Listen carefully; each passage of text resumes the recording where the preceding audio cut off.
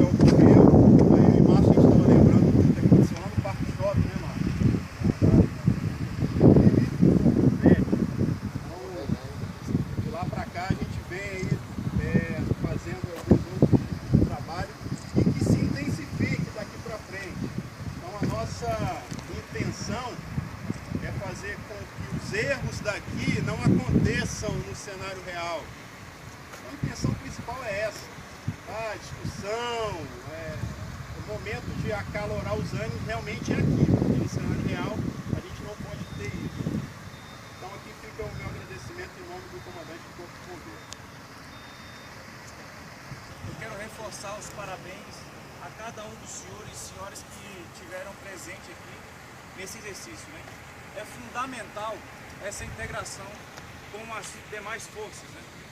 E eu quero retificar que as portas estarão abertas sempre que for preciso a gente ter essa integração e fazer esse tipo de capacitação e treinamento, tá certo? Então, muito obrigado, as portas estão abertas, podem contar conosco, tá certo?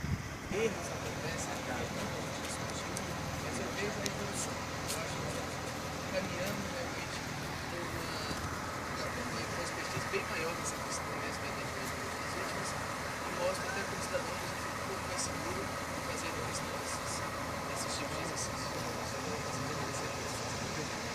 Uma foto agora para retratar o momento. Mendonça.